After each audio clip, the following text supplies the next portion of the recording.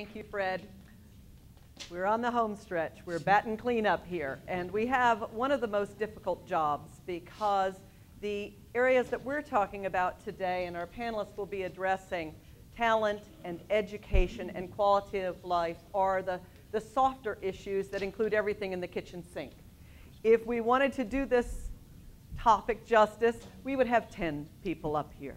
We don't have an expert specifically in K through 12 education or higher education. We've heard from Dr. Hitt earlier. We don't have an expert per se in the tourism area.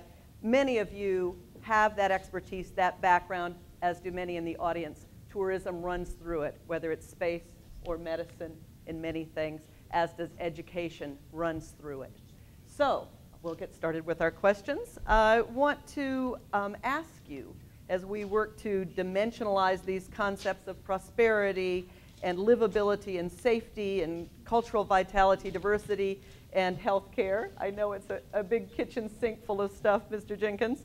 In your world, as a business executive in healthcare and as a community leader, what would you like our legislators to know about talent and education and quality of life? What matters most to you? Thanks, Margot. Two things come to mind immediately. Number one, I believe we're positioned here in Central Florida to take advantage of our location and demography to really become more of a regional player in attracting businesses to our region. I'll give you an example.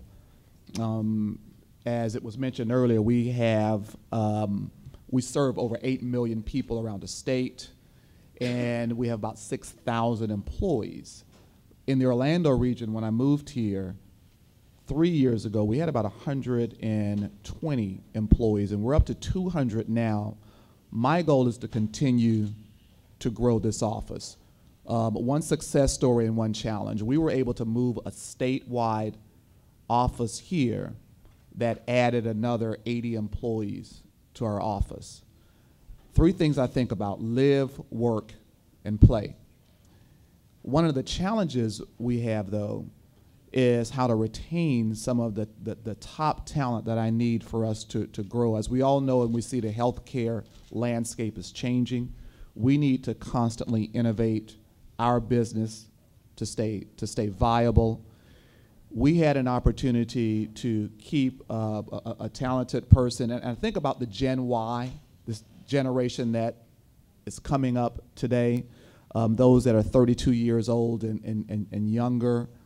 When I grew up, I was attracted to a job or a region because that's where the job was. I'm going to where I can find that work. Well, today, this generation chooses the region they want to live in, and when they get there, they'll find work. I lost a very talented worker to Seattle because she went out there, took vacation and visited. That's where she was going to go. No job, nothing. 4 months later, she called, got her dream job. So I am very interested in what we offer from a quality of life perspective. And the success story I have is that we were going after a very senior executive that lived in Boston, Massachusetts. He could live anywhere in the state. He's going to help us innovate our business. I sold our region by bringing him here for a weekend. His family wanted to go to the ballet, had tickets for him there. His family wanted to go and see some other amenities, and we were able to bring this executive, now relocating to our region. He's going to make a drastic difference in how he is going to help us move in future directions. So again, live, work, and play is very critical to how we're going to be able to keep talent. Well, Captain Robinson, in the words of the other Smokey Robinson, you better shop around seems to be the watchword of our younger workers. Segue. As you command a small city of civilians, of military personnel, what do you find is necessary to attract them to work for you in defense of our country? What matters? Great question. First off, on behalf of the 1,100 folks at the Naval Air Warfare Center Training Systems Division and the 2,300 members of Team Orlando, that's all the 4 different military commands here. Orlando offers a great synergy for doing our business, and that's the modeling and simulation to support training. It's an imperative within the armed forces. We have to get smarter on how we train. We have to use less fossil fuels. We have to put less wear and tear on the aircraft, the ships, the submarines, the rest of the weapon systems we have. And modeling simulation for training gives us that capability. What brings people here at Central Florida is we have a strong partnership, a strong synergy within the local area. First off, grateful to the leadership, Dr. Hitt and the University of Central Florida. When he came here, he originally wanted UCF to be known as the Partnership University, and we're a great benefit of that on the DoD-wise. Gotten excellent support from the state for the Partnership 1 and 2 buildings, and most recently, as you exit here, you may see Partnership 3 under construction. It's topping out on its 5th floor, looking very much to occupying that in September. We get excellent support from the Metro Orlando EDC and a host of other entities within City of Orlando, Orange County. It's a great place to live. I'm still trying to make this known as a Navy town as it was a few years back. That's one of my personal missions. But Orlando offers a lot for families. It offers great opportunities for education, and it's a wonderful synergy here for doing our mission in that we're able to team with academia. Industry finds it very desirable to locate down here. We have over 140 industry partners here in and around the research park that support our mission. So just great synergy in what we're able to accomplish. But if you looked at obstacles to recruitment, to retention of your key talent, other than they get stationed somewhere else, or drive, what drives the small businesses that are your contractors? What drives the civilians and the military personnel? Are there obstacles that you think the state or the community to do a better job in helping you do your job? Oh, great question again. What we need, and not as much quality of life-wise, but where we're facing an imperative is a new DoD instruction that came out called the United Facilities Code, which requires us to improve the anti-terrorism force protection of our workforce. We're a critical asset, we're a critical technology, we're critical to the combat proficiency of our government and our country's military. That's partly where and again, very grateful to the state for its support, $9.1 million initiative that'll improve that. We still have needs as far as bringing folks into compliance with that, and have the opportunity again to partner with the University of Central Florida. We're doing a space allocation study, a little different than the space you were hearing earlier, but and how we provide the building, the resources, the laboratories, and the opportunity to develop the new technologies. One of the best technologies I'll tell you about that we developed, if I can just segue real quickly, Battle Stations 21, 2/3 scale replica of a destroyer. And we were able to build that because we were able to pull in the folks from the attractions industry on how to put a sailor in an immersive training environment where he or she thinks they're at sea, and they're at sea for 15 hours fighting the ship, getting it underway, doing damage control, doing a first aid. And it's because of the synergy of having academia, having industry, having the attractions that we were able to do that. Thank you. Stu, we have asked you to do something that we've asked no other panelists to do. You represent the Bay Area Legislative Delegation. You have the Tampa Bay Partnership, which is our doppelganger over on the other side of the state. What issues have you heard about this morning that have been raised by previous panelists where there's a resonance with the issues you care about? Where could we work well together with the Tampa Bay region?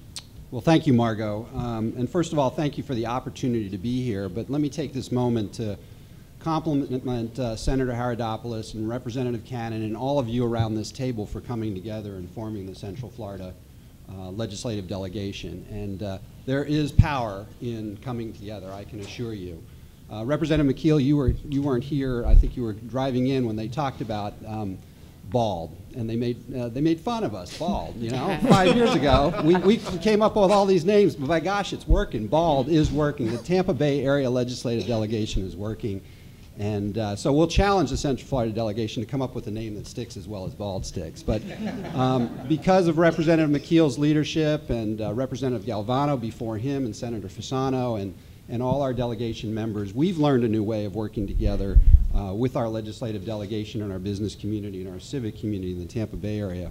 Margot asked me just to listen and to take notes, so I did, and I've got a lot of notes. I'm not going to cover them, but there are so many similarities, and if we pick this up and move this over just a few miles away, and we were talking about the same issues, the same things would occur. And let me just point out the Sunrail success that Mayor Dyer talked about. And that's interesting that we put Sunrail and success in the same sentence, in the same phrase. Isn't that important?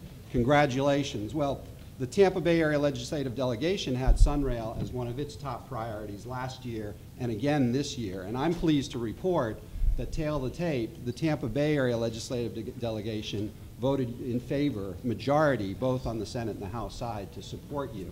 And I think between this delegation and the Tampa Bay Legislative Delegation, we brought a majority of those votes together, and we're pleased. And that wasn't always the case. We've learned, and not only has Sunrail been successful, but you've set the platform to allow us in Tampa Bay to be successful with our own Tampa Bay Area Regional Transportation Authority. But that's just the start. The budget is clearly an issue we all deal with. The high-tech corridor that President Hitt talked about, and I saw Randy Barrage earlier here today. We've been working on that for years and years and years, Tampa Bay and the Central Florida region. Very important. The 6 pillars of the chamber, we have our model for prosperity in the Tampa Bay region. It's the same kind of pillars that drive the economy. Medical City, we've talked about how do we improve high-tech, how do we address our life science needs. The consortium of colleges that was touched on. The 3.5 million people in this region, the 4 million people in the Tampa Bay region, combine the 15th largest economy in the world. And Jacob talked about some of the things we're going to be working on together in the next 6 months, that we can learn more about all these incredible collective assets that we have in our region. We talked about space. You know, I was invited by Linda Weatherman just a month ago to go to the last launch, and I was there, and it was awesome. It was a spectacle. It was my first. But as I looked across, I saw Jim Shields, the president and CEO of Draper Laboratories.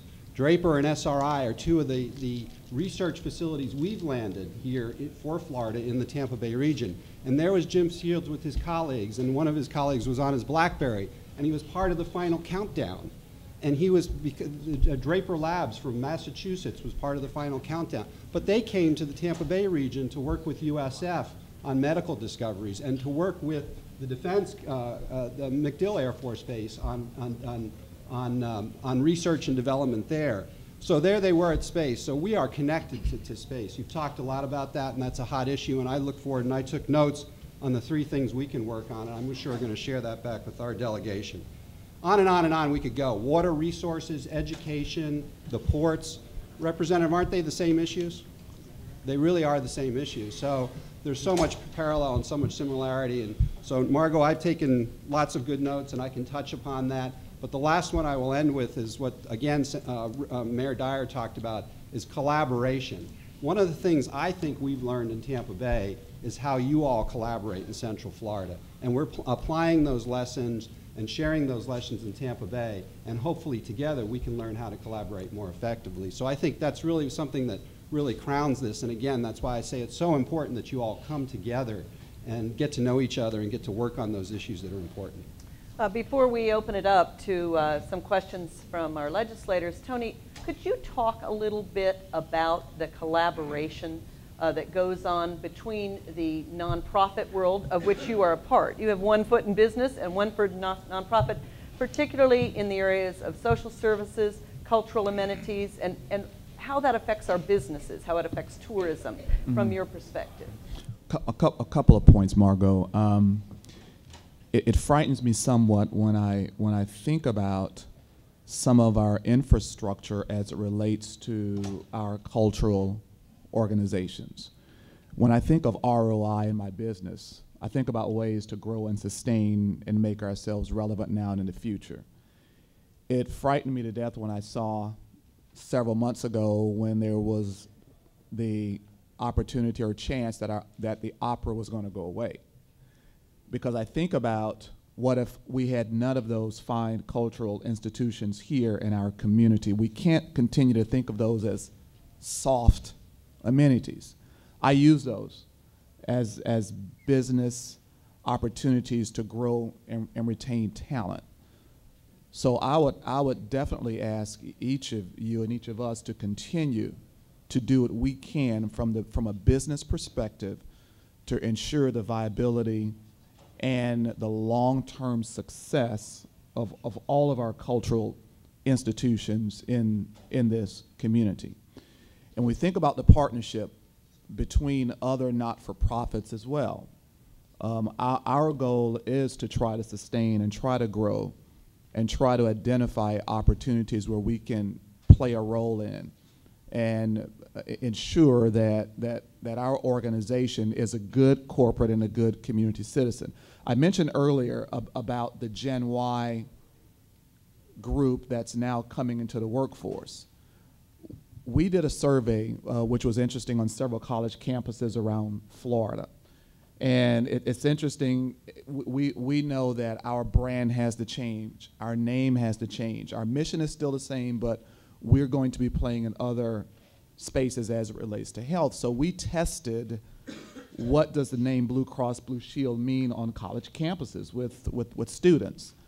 And we asked a question, and we said to students at 3 or 4 colleges, we asked them, name the top 3 healthcare organizations in the state of Florida.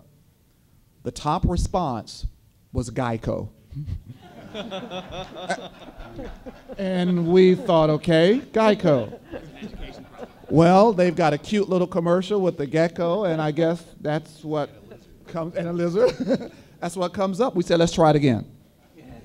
Let's name the second most recognized healthcare organization in the state, and the second was Aflac. And we say, okay, we've got a challenge. It's about how you identify yourself, but resonates with youth coming up in today's world. And so how does that translate, Margot, into us making sure we're relevant in today's society across all fronts? Well, I wonder, Captain Robinson, if you would address that. How do you make sure that your mission stays relevant, and how do your partnerships, you mentioned the one with UCF, how do those help you? What's critical for us in modeling simulation for training is something, and I'm sure you probably heard this acronym, STEM, science, technology, engineering, and math. It's fostering a desire in the youth of America to undertake the fields, high technology, difficult subjects, not the soft subjects, not the ones we all took to raise our cumes as we were going through colleges, but the really hard things, because that's, our country is a leader in the world based on our economy, and it's a high technology, it's a leading edge. I mean, how many of us can even use the full capacity of our cell phones or our BlackBerries? And you look at where we were just 5-10 years ago in the communication world and how that's revolutionized. We're looking at using, we call it serious games, but we're looking at using gaming technology as better ways to train sailors, soldiers, airmen, and Marine. So one of the imperatives for us is fostering that desire within the youth of America to take on those hard subjects and come work for government, come work for industry, and support our economy, our way of life, so that we can enjoy the quality of life. We take that on personally within our command. My executive officer today is over at the Blankner School, a wonderful institution here in Orlando, K through 8. It sits just south of Boone High School. We have an active partnership with that entity. We have mentors over there. We support awarding dedicated students over there on a quarterly basis. That's not the only institution here that we support. But it's working to help foster that desire for folks to take that on. And that's something that is most definitely within the state's lane to help support. And we look forward to working with y'all on that. Having said that, let's open it up. Are there any questions? Yes, sir. Thank you very much. And I want to take just a couple of seconds. I apologize that I was late getting here. I didn't we didn't estimate the time driving over here well, and I'm sorry that I missed the first couple of seconds but to tag off of what Stu Roble said, and that is to talk about the success that we've had from in regionalism in the Bay Area legislative delegation. The Sunrail was obviously a success. I'll talk about one other that we have taken on that to me is one of the most important things we're doing in this effort is the super regional effort, and that is what Stuart is working so hard on with Jacob Stewart and the others here represented on this side. But Stuart's exactly right. The issues are the same: the port, the defense, the USF, the education. I mean, the things that we're talking about are similar, which simply leads me to believe that this super regional approach that we're embarking on with these two regions is absolutely the right thing to do, so that we're not necessarily always competing with each other, but we're competing globally, and we're competing with frankly other parts of the world. I'll add one, and that's maybe a shameless plug, but between our two regions, we are developing a polytechnic campus in Polk County that folks on this side of the world and folks on the Bay Area side of the world have helped to create. We have a long way to go to create that, but the opportunity for the I-4 corridor to have a polytechnic campus will benefit both regions tremendously, and it's something that I think we should collaborate on. When I talked to Fred Leonhardt a few weeks ago about what are the things that work when you're talking about regionalism and legislative delegations, the things that work are the things that you can find consensus on.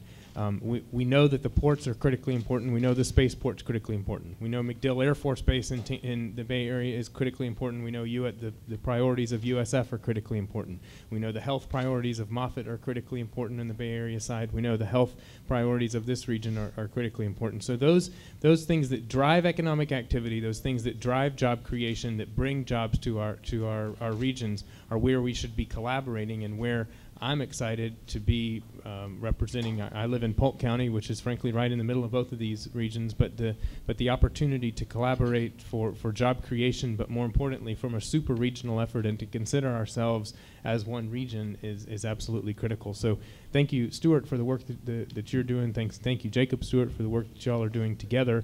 But I look forward to hopefully being the bridge here between bridging the gap. But thank you for the opportunity. Yes. I have a dual suggestion. In talking about what Mr. Jenkins said and what we're hearing today about collaboration all across the board and throughout this region, as we think about the arts and preserving the arts, the ballet and the opera, and going right on down the line, the Orlando Magic and others, my suggestion is that as we open this whole series today, we talked briefly about the Florida Rail program that has been vetted and now has been voted on and will become part of the state and part of this region. Actually, the spine of it connecting DeLand and Volusia County, going right on down to the Tampa Bay area. My suggestion is that one of the things we might think about in order to promote the rail while promoting the arts is to, as we develop other arts centers, put them along this rail corridor so that people can ride there, get off, and go to this event or that event. And they will know that as you participate in Florida Rail, you also participate in Florida arts. And I think that is a suggestion that we should look at. Secondly, as we talk about Captain Robinson and what he's trying to effect here in terms of national security, both Representative McKeel and myself, as we all know here, are very keenly aware of promoting that through promoting offshore drilling. We have some 9 billion barrels of oil laying in the Gulf in the eastern planning area. We have some 37 trillion cubic meters of natural gas. Our electricity that we're enjoying here today is from that. And with that, I would say to you that we're moving in that direction in Florida, and hopefully with the rest of the legislative delegation that's here, we will see that come to pass soon. And as we do so, I'm going to make my second part of the dual suggestion, and that is that we promote something in Florida. We have a lot of state universities and state university systems that are researching solar energy, bioenergy, Gulf Stream energy, or whatever, as we use offshore drilling as an economic engine to provide the bridge to get to those alternative energies, my suggestion is that we might want to think about a unified and central location, as we did for the space program, of having something called the Florida Energy College begin in Florida. Thank you very much. Thank you. Does anyone else want to talk about arts, national security, and oil in one thought? or my new best friend, Mr. Van Zandt, and I will wander out into the sunset. One more question. Thank you. Yes. Thank you, and I'd like to thank Captain Robinson for his service to the country, and it was without said the most important business cluster in our state is our national defense, and we've recently appointed a special committee to evaluate what we can do to become more we've done this in the past, but even more friendly military state, because that is number one for us, and I just appreciate that. The question I have is really for Stuart. I know in years past we worked together. We love Tampa Bay, and we worked together all of Central Florida, from the Atlantic to the Gulf, on the 2012 Olympics. And one of the reasons we feel that we lost that bid was because we didn't have rail interconnectivity, such as high-speed rail. And now that we've begun that rail process, is there any potential that we can work together as a region to seek the Olympics in the future time, which would be great for our region? Well, I think there's lots of opportunities to work together on things like the Olympics and the World Cup, which we're currently bidding on as the United States, which is more than perhaps the Olympics and the World Cup. More than anything, transportation is a #1 priority, and making sure that we have good rail connectivity. As you know, in that Olympic bid, we ranked a 0 because of our rail connectivity between our Tampa Bay and Orlando. We have an opportunity to correct that, and we're working hard to do that. Short term, what we have to do is take this whole parade now and pick it up and go to Washington, D.C., and encourage the Obama administration that, thanks to your good work, Florida is ready for high-speed rail. That's the next step. That's short term, but we've got to focus on that, and that's critical. But I think there's lots of opportunities to work together, and I think as we work on this new effort in connecting our global regions and the work we're going to be doing with the University of Pennsylvania in this next 6 months, we're going to ask those students at the University of Pennsylvania, what are the opportunities? And these are the Generation Y generation that will tell us in their own eyes and their own reflection, what have we got here?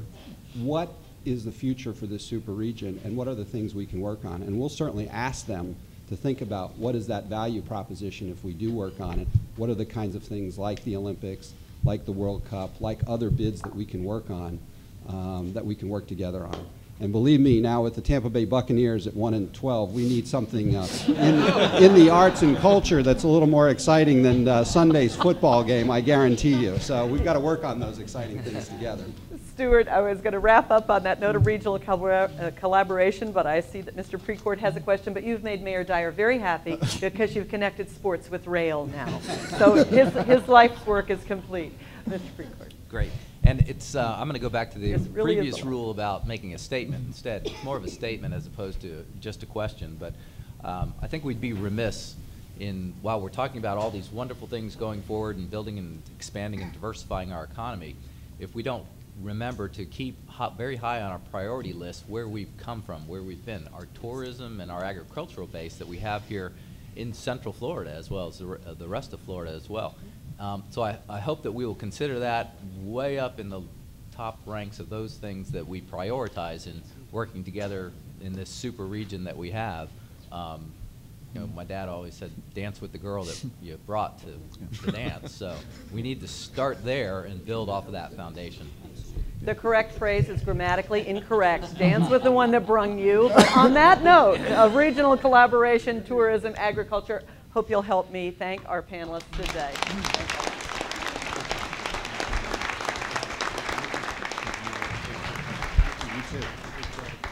Wow, what an interesting 3 panels. I hope that you will all join me in thanking the honored panelists, the honored presenters, and our facilitators who've done such a great job today.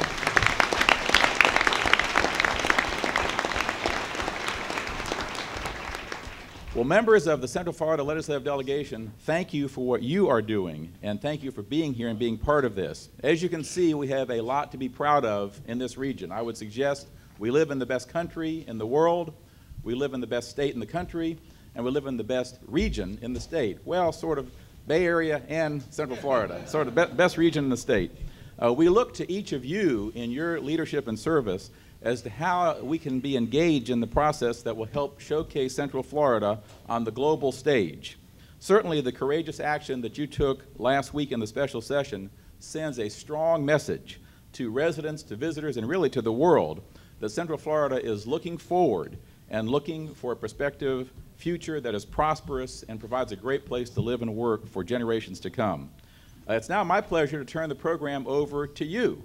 I've had a special request from Representative Horner for a comment, and then we will transition to the chair, the newly elected chair of the delegation, and allow you all to have a conversation about what you've heard today and about how we can build a better region working together. Representative? Thank you, Fred. I'd like to turn it around. Instead of just talking to the folks on the panel, I'd like to talk to the folks in the Central Florida Partnership, and we've got a lot of the big wheels from Central Florida in the room today. Last year we met. We had 2 specific items that we were tasked with when we left the room, Sunrail and the med school. And this group put the full court press, I mean the group out here in the audience, to see those 2 projects come to fruition. I'd like to challenge Jacob and the Central Florida Partnership and this whole group on a new task. And I think that we had a great discussion on space. And I think we need to look at a couple specific proposals, not sort of the big, broad, we love space, we want to see that area of our economy expand. But let's work on expanding the life science building. Let's get the road built. Let's get SpaceX incentivized. Let's support Steve Crisafulli's R&D tax credit bill.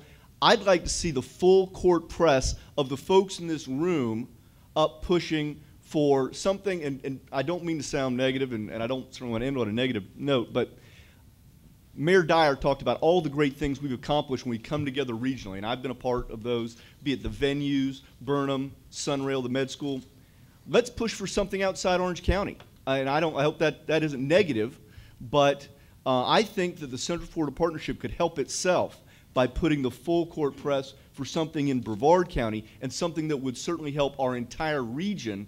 But specifically, I think that if we can have a direct project that I want to see, I keep picking on Jacob because he's my good friend. I want to see Jacob get an apartment up in Tallahassee for 2 months and go push to expand the commercialization of space. I think that's important. So that would be my challenge to this group, to the Central Florida Partnership, to all the assembled muckety-mucks we have in the room. Let's go concentrate and take an important economic driver in space to the next level in Central Florida. Thank you.